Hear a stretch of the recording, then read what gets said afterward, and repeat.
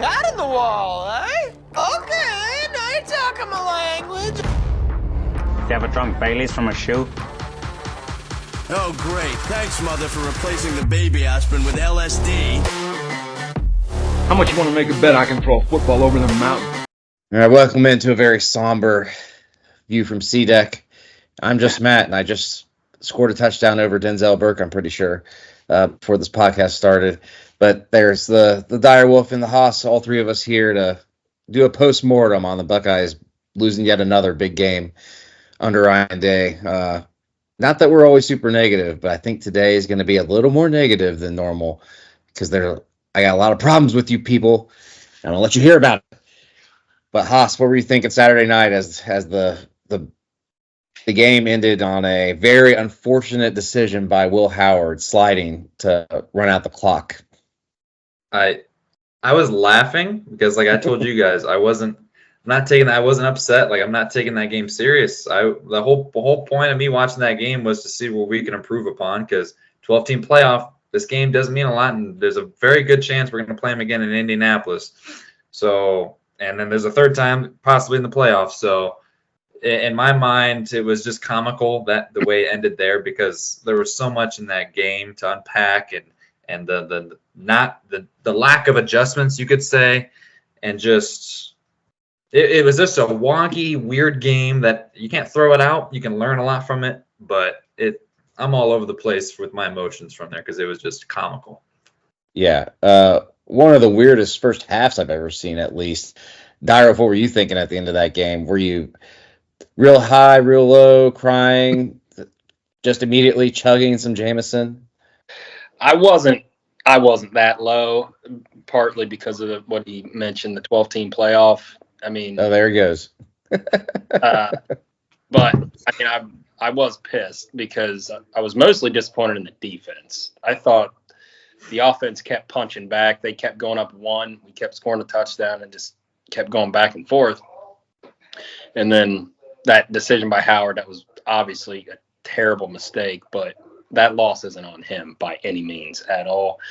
But so many weird things. There was the stupid onside kick, I guess, quote unquote, that I've literally never seen before. Then a dude spits on our guy and gets ejected. Pretty sure I've never seen that before either. So there was just so many weird 50-50 things where this game could have went 1,000 different directions. And we ended up losing by one on the road to an obvious playoff team. And we didn't play well. So I'm hurting, but I'm still not convinced that they're better than us, to be honest with you. I think that was like the definition of a 50-50 game. We played that 10 times. I think we'd split it.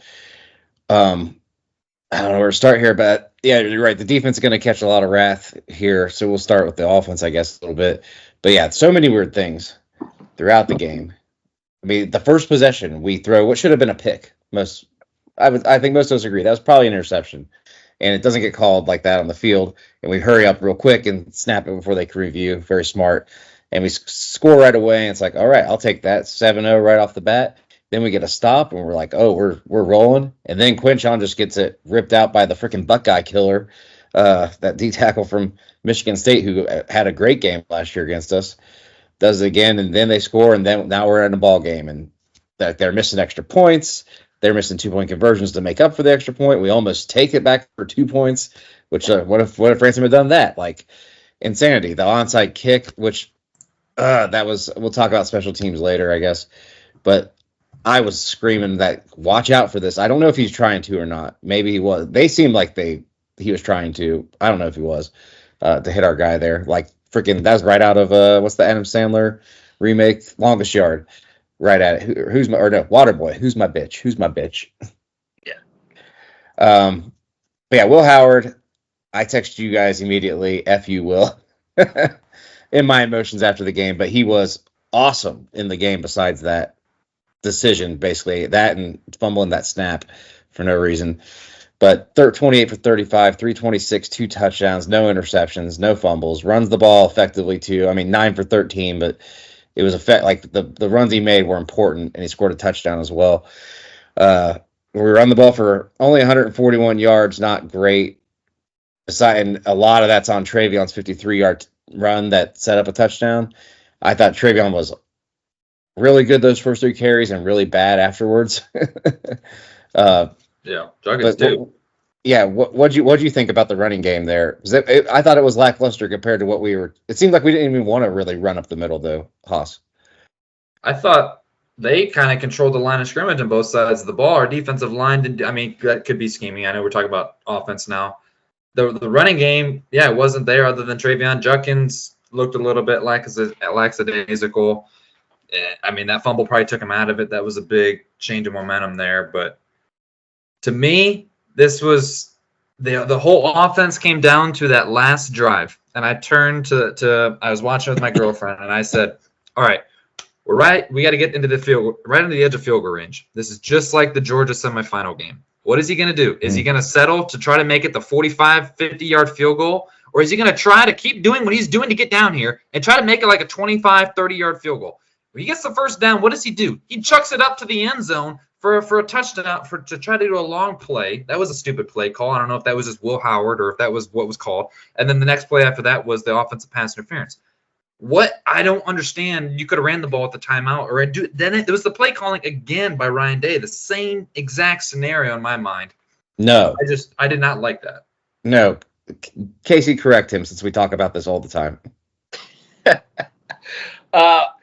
Well, you first touched on the run game. I just want to mention I wanted them to keep running it more, but in the end, the offense wasn't the issue. It was that on that last drive, the play calling, I agree, was a little choppy. But, I mean, we're down there.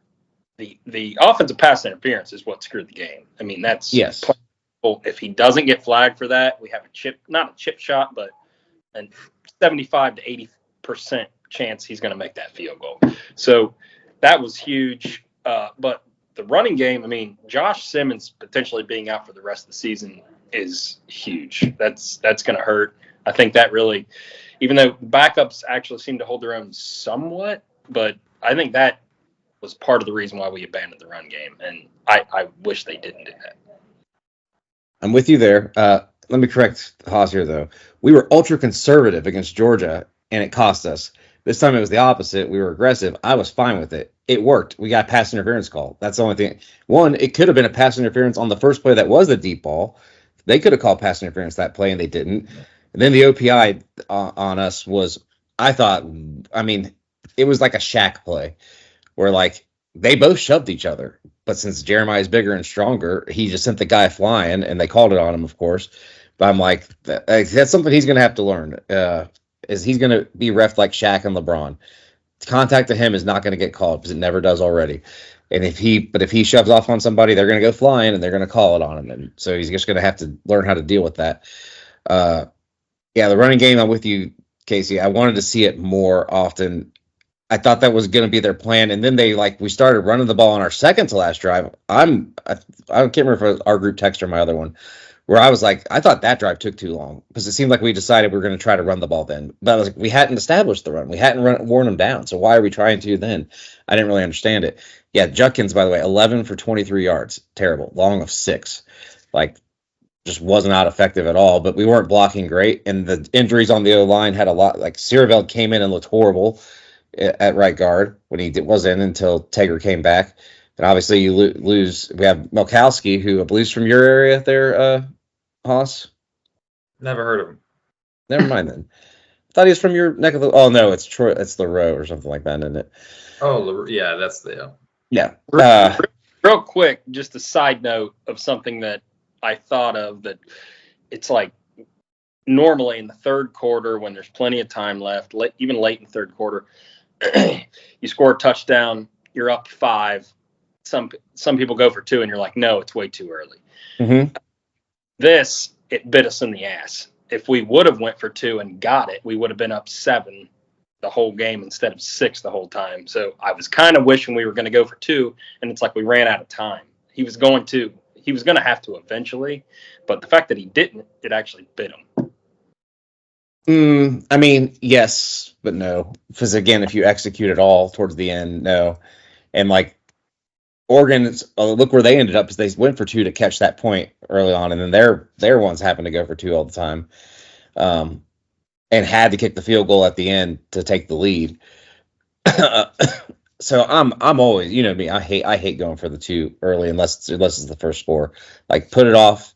Yeah. That's not what cost us the game. I mean, if you really want to say, Will Howard falling on the first play of the drive, and that's like the worst thing that could happen is a sack the first play. Which will happen because it wasted tons of time and you lose the down. He ends up making it back from that. But yeah, just that last sequence is tough. And then what happened with the clock running, I hate that rule. Oregon also putting 12 guys, they did that on purpose. Put 12 guys on the field because it's a 5-yard penalty, which, knowing our kicker's distance, is no big deal for them, and they get to run off more clock. And I mean, it should reset the clock or something. I don't know what it should be. It should be a dead ball foul if we want it to be. I don't know. That rule's dumb. The OPI was dumb. The clock starting back up, I think that's a dumb rule.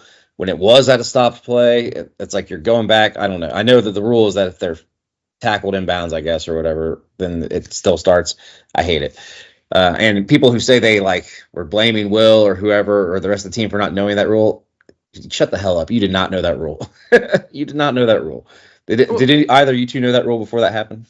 The 6-second thing? Yeah. No, I was like, what the hell is going on? I thought it was dead ball. Like, the play should have never happened. They had 10 men on the field. I thought for sure it should be 10 seconds. But then apparently what not. doesn't make sense is that, like, it said it's not if that penalty happens on Ohio State, it's a 10-second runoff because we're losing. It said it's if the team the penalty happens against the team, if they are ahead, then there's no negative effect for them, but that negatively affects the team that's losing, that's trying to win. Anyway, it's not I'm not mad about the rest of the rules. We didn't lose because of that. Mm-hmm. No, and we got the benefit of what happened with the interception, so it all evens out. But it's a dumb rule that needs to be addressed because it's definitely exploitable. I think we've seen it in an NFL game a couple of years ago too. The Ravens did it. They held on that punt. They just held guys back on the punt, and then since they were ahead, it was against the Bengals. They held all the guys, and then they're like, "Oh, there's multiple flags holding, but that's the end of the game. We're not going to replay the play." Yeah, just But yeah, it's not the offense. No, we'll have to worry in the future about the O-line. You're right. With Simmons out, that's a huge loss, because that's not where we're deep at. But overall, the offense plays fine. Well enough to win, for sure. They move the ball up and down the field all night. The defense, on the other hand, lays a freaking egg. We've seen the stats. If you've seen the stats lately, basically, Jim Knowles' defense in these top 5 matchups doesn't get sacks. Two total sacks in 5 games, 5 regular season losses, the last 5, the 3 to Michigan and 2 to Oregon. They've also, in their last 5 matchups with top 5 teams, have given up like an average of almost 500 yards a game and over 30 points. They're not showing up in big games. I have more to say about that, but I'll let Casey start out here. What did you think about the defense? Were you mad at Knowles, mad at Burke, mad at everybody? Mad at everybody, except, I mean, with a couple exceptions. Downs seemed to be, he always has a good game, it seems like. But Burke, the first one, you know how I am. I'm always glass half full. I'm like, all right, that was a one-off. It sucks, but he'll get it together. Then it happens again. You got to get him out of the freaking game, man. We are deep. Put Matthews in there, see what happens. I was shocked that they didn't pull him because it seemed like we had kind of turned the page on that a little bit. We had more propensity this year to sub guys out when they screw something up, but apparently not when it comes to Burke getting burnt. that was really the difference. I mean, he gave up. I mean, he was responsible for probably 21 points, roughly. Yeah. 13 at least. Yeah.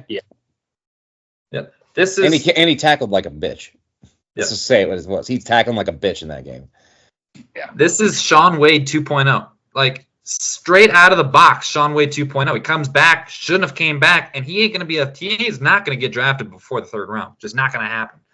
I don't understand why you don't blitz. You're playing too high safety, and you think you're going to stop the run. So what the hell is the other safety doing if you're just expecting people to man up, but the safeties aren't helping over the top? Like, the safeties are helping with, I don't know. Don't know what the hell he was scheming up there, but if you're going to try to – it just seems like Knowles is he's stuck in the middle ground. He doesn't know if he wants to stop the pass or stop the run, and he's thinking his safeties are going to be able to do everything for him. And the defensive line just isn't good enough to stop the run and get pressure. So in my mind, you have to do more at the linebacker level or just do something to stop the run entirely because that wasn't happening. Here's what I think he's doing, and it makes a little bit of sense. Usually what I will say about Knowles, when we have F-ups, it at least makes some sense. I think he's guarding against the RPO. That's why he's playing two safeties deep all the time. Because you could, I said, I don't know, again, I can't remember which group thread it was. I said, basically modern good offenses with RPOs are unstoppable. Because the RPO is an unstoppable play if you're good, if you have the talent. Because what is the defense supposed to do? You have to play the run. You have to play it as a run. And then as soon as you do that, they're going to pass it, even though they're going to have illegal men downfield half the time if they do anything beyond like a basic zone scheme. So I think what he's trying to do is guard that with two deep safeties so they can play anything that comes over the middle. But it's like you said, when it's not working, you got to change. And that's like what a big problem I've had with Knowles is when things aren't working, he doesn't seem to want to change it. Like I agreed with like the aggressive stop the run, and we end up giving up the big plays against Michigan the first time with him. I thought that was the right strategy to start out because that's like they didn't have a passing game that year again, like this year until that game they were hitting the deep balls against us. But once it's not working, you got to get out of it. And then last year against Scum, we're playing safe. They get that last drive and they suck like 8 minutes or have some crazy long drive because we're playing it safe. We're not bringing the safeties are staying back. We're not coming up. Like you can't just let them do that. You can't just let Oregon pick us apart deep like that, or pick us apart. Like we just basically couldn't guard anything in this game. And I kind of saw that coming because the Michigan State game, they gashed us in the first half with like intermediate passes like that. But of course, then Denzel Burke, I mean, he's given a 15-yard cushion because of what Knowles said, and then he still gets burnt deep. Like, what's he supposed to do about that? It did remind me a little bit of the Scum game last year because that exactly what you just said. It's like I remember waiting like, all right, when are we going to blitz? We got to blitz eventually. We got to take a chance. And we just never did. And then we somehow stopped and forced a field goal against Scum last year, and it felt very similar. Like, come on, man. They are gashing us. We got to try something. It's almost like that 2021 year scarred him, or 2022, when we were so aggressive and we were dominant in spurts, but then we just got destroyed by big plays. So he's like scared to blitz too much or something. But I'm worried. I was hoping he got over that, and it was going to be a mix of 22 and 23, like aggressive in the right moments, but then not great later. I'm worried that this game carries over to that too, because Day even said something afterwards about, we gave it big plays, we got to figure out how to limit that again. And I'm like, don't get too conservative. But let's go to another one of our favorite whipping boys, a stat I brought up earlier: 2 sacks in 5 games against top 5 teams the last 3-4 years. That's, I mean, total 2 sacks, and one of them's on a blitz with Cody Simon. So 1 sack by the D line. Are we mad at Larry Johnson? Are we mad at no? Or is it this idea, which Knowles brought up earlier in the week, that he said we're not really worried about getting the sacks as long as we're playing sound to stop the run? The sacks will come. Which the stat I just told you, no, the sacks are not coming. So Haas, where are you putting the blame on the lack of production from the D line? Am I misremembering that when we had the Chase Young and the Joey Bosa's, we would sometimes see them drop into the flat, and we would sometimes see them drop into coverage? Am I misremembering? That happened, right? Yeah, we would still sometimes do that. I don't see that happening to the effect that it used to, and I just think that it's the creativity with the defensive stunts, and it just the defensive line just the talent is supposed to be there. Whether it is or not, we'll see. I don't think any of these guys other than Tyleik Williams are worthy of being in the first round. So, because none of them are able to win one-on-one consistently. So I think it's probably that they're just not that good. So he's not willing to blitz because he just needs those guys to actually be able to move into the holes that those guys aren't filling. See, I don't think it's the talent. I think it is Knowles. I know that I've heard rumors that him and Larry Johnson have been butting heads a little bit. Like, you know, they got the guys. I think Sawyer's legit. He's been dominant up until this game. He has so many pressures, but he doesn't ever really get home. But sometimes the sack is lucky. Like I'm okay with pressures all day, but then he did nothing in the last game. Like, was he even on the field? He doesn't do anything against good offensive lines. He doesn't.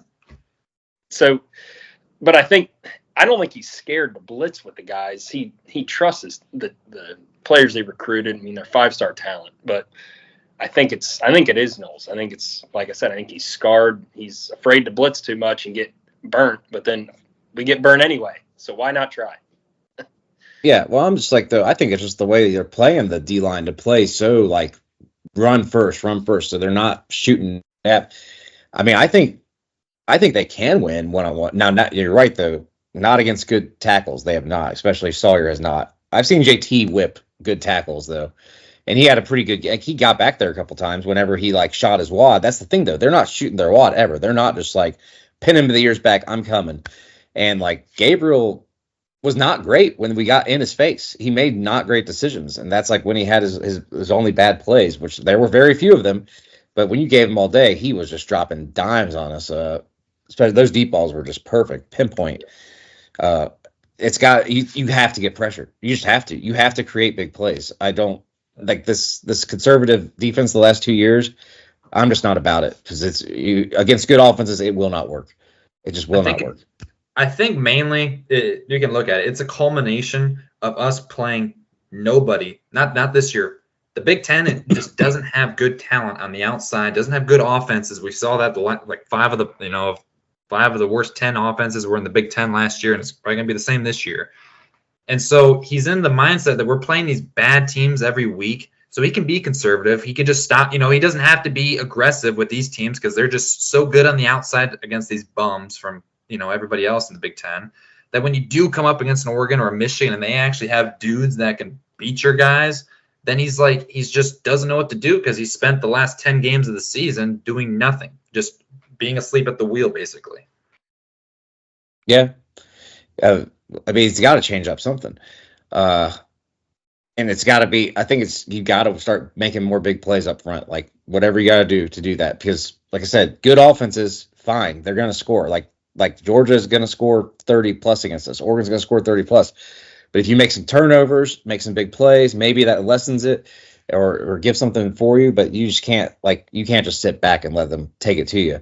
And then one last thing now, special teams, before we get into an overall talk about Ryan Day.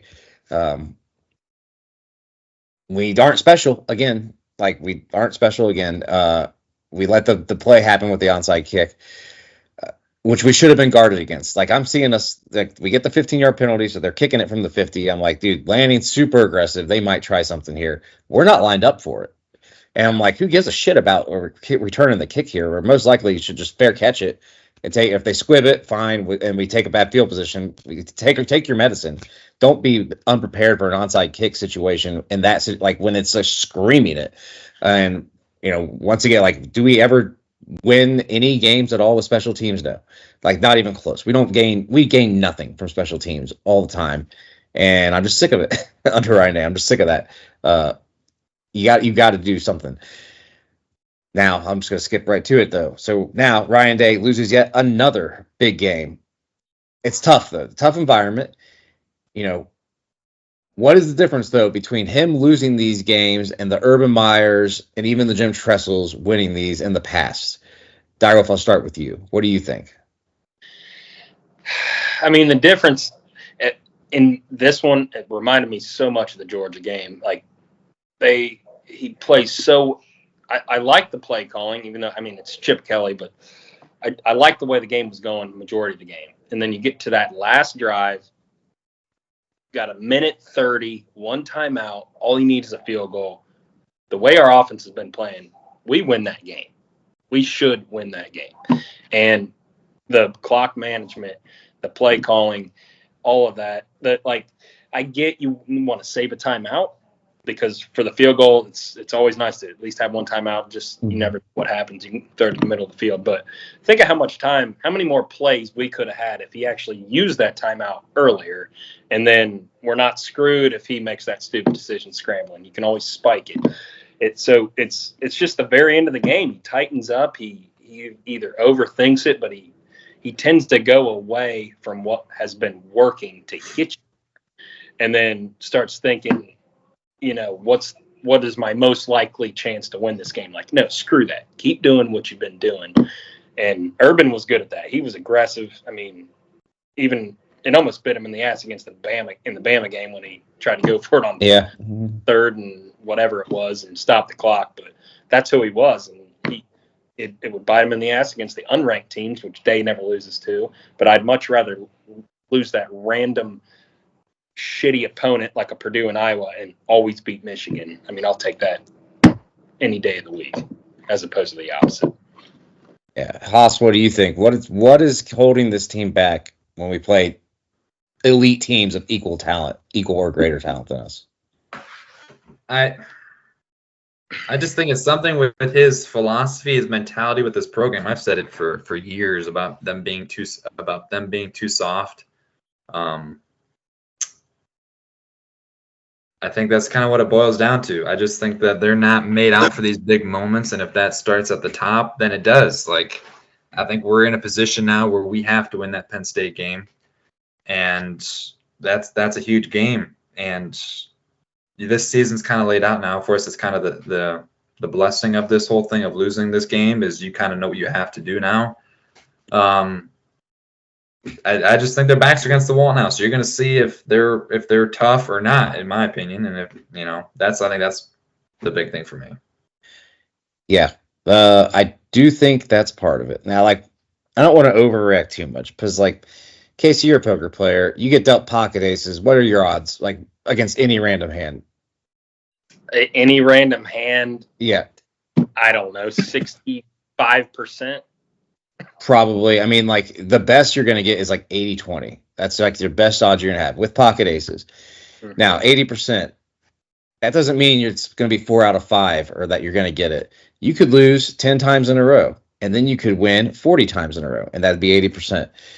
Maybe we won all those times with Urban, and it was pure luck. I mean, I saw him turtle in games. 2012 Michigan State comes to mind. We won 17-16. It was 17-16 with like 10 minutes left in the game, and he just turtled on offense, and we still somehow won the game. Like, there's plenty of games you can point to with Urban. You're like, I'm not sure how we won that game. Like, even that 2012 Michigan game, we won 26-21, and we turtled in the fourth quarter, but we won them all. And Urban was about being tough all the time, competing all the time. Day isn't. And no matter how much he says he is, he isn't. Because then you see who didn't play the previous week. Carnell Tate doesn't play. What's he say? Could have played. Could have played if we needed him. And I'm like, no. You're hurt or you're injured. If you're hurt, you can play. If you're injured, you can't. This babying and doing this kind of crap to try and like keep an advantage and keep guys healthy all the time.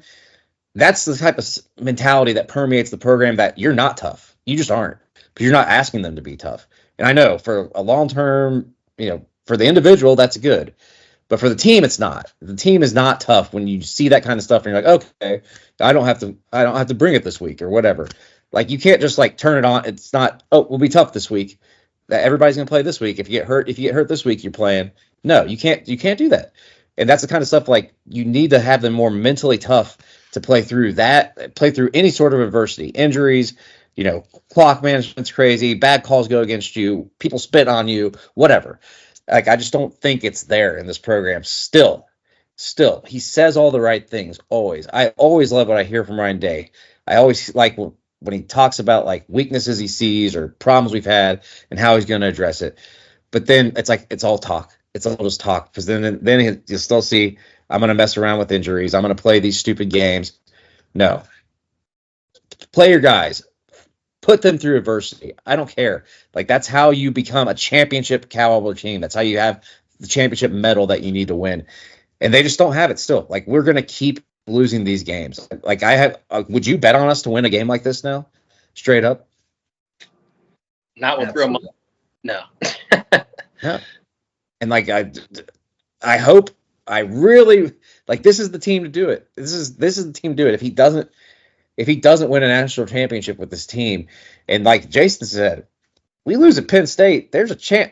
I think we still make it, Jason, just because there's been so much chaos already in the SEC that's going to be hard to find like 11 teams better than us. Oh yeah. But even with resume wise, but we're in danger. We'll be in danger if we don't win at Penn State. That's a lot of pressure. What does this team do in these big pressure games? It will be a lot of pressure. If we go 10-2 though, we're in. I know you said in our group text that our schedule sucks, which so far it does, but after the end of the year, our schedule is not going to suck. It's going to be a top 25 schedule for sure. 10-2, but then the question is going to be, who did you beat? Our biggest win will be Nebraska, Indiana. Indiana. Yeah. Indiana. I mean, it could be 11 Indiana, though. the winner of Nebraska, Indiana, basically, which is this weekend. Because they only have one loss. Nebraska does. They'll sleep on Iowa either. Iowa could end up going 10-2. I would not be shocked. Yeah. Yep. So I don't think the schedule is nearly as bad as it seems. It's just we've played the easiest games already. So right now it looks crap, but it's just going to keep improving that SOS number. But I mean, I'm with you though. We need to win that game just for our confidence. If we lose that game, then I'm at 0% chance we win the Natty. Right now, I'm not at 0. I'm still at like it could still happen potentially. If we play them again, I bet it's going to be a pick 'em spread. Like, who knows? I think we win though. I think we're going to be pissed. Maybe this is just what we needed. I'd very much rather this happen and then we win the Big Ten championship instead of us lose or beat Oregon and then lose the Big Ten championship. So maybe this is the kick in the ass we needed. See, I don't think they're going to be pissed because they should have been pissed losing to Michigan the last 2 years, and then you go out last year and you lose to them again. So I'm not seeing us beating Oregon again just because I think we're going to be pissed. I think we'd beat Oregon again just because they shoot themselves in the foot like they almost did in this game, like Dan Lenning's done time and time again with his teams, is they shoot themselves in the foot. That's how we would beat them. I don't think we beat them straight up because they're just as talented as us, in my opinion. And they did. Them going for it on the fourth down in the earlier in the game too cost them points yet again, which like almost cost them the game yet again. You're right. I mean, this game was very typical of both teams in like every way. But yeah, I mean, I think it's a coin flip every time we play this team. Like they have the talent to, obviously, if they can just torch our DBs like that, they can always be in the game with us. Doesn't matter if we can dominate them in other facets. So as we always ask, though, at the end of these podcasts, and we just kind of touched on it there, Casey, how'd your confidence go for Ohio State to win the national championship? Is it up or down for the season? If the answer's down, but go ahead. Yeah, there's no other answer but down, but not as down as the majority of fans. Like, the sky's not falling. Even in a 14 playoff, I'd still think we have a chance, and it's a 12 team. So, just handle your business, beat Penn State like we always freaking do, 9 out of the last 10 since Franklin's been there. Handle that business, and we coast into the playoffs pretty much, because unless we slip up to some unranked team or Indiana or something. But that Penn State game now all of a sudden is the biggest game of the year outside of Scum. Yeah, it's pretty low. Like, I've been all over the place. I don't know, man. Like, I don't know if this team can do it. Until I see them win a big game, I'm not going to think that we can win the championship when there's teams like Texas going out there and blowing the doors off of people that they shouldn't have been blowing the doors off of. But they got a tough game this weekend. So, yeah, I don't know, man. I mean, it's lower, but I am overall with you. Like, most of that, a lot of you can take away that game. If you can fix the defense a little bit, we can still win the national championship. And Howard played like a national championship quarterback for almost all that game.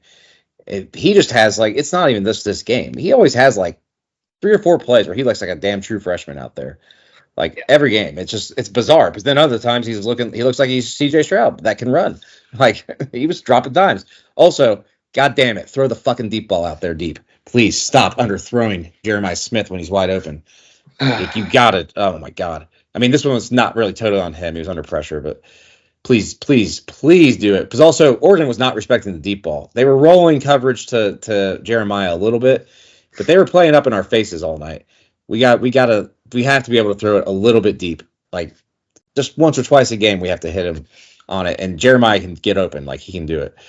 But yeah, overall, it's got to go down. It's just got to go down. And until I'm with you, until I see us win one of these games, I'm not going to be totally sold we can win them anymore. All right, but Fair. we get the bye week now to cool down, cool off, readjust, and hopefully we're ready to. I mean, we come off right away. Nebraska won't be easy, and then we go to Penn State. Let's be ready to just go make a statement that, yeah, this team still has championship mettle.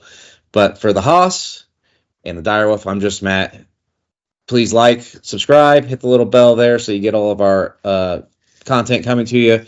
We'll work on our gambling podcast that we'll talk about on the gambling podcast, how we did there. We were worse than the Buckeyes. But we will see you guys next time. Hey, guys. Oh, big gulps, huh? All right.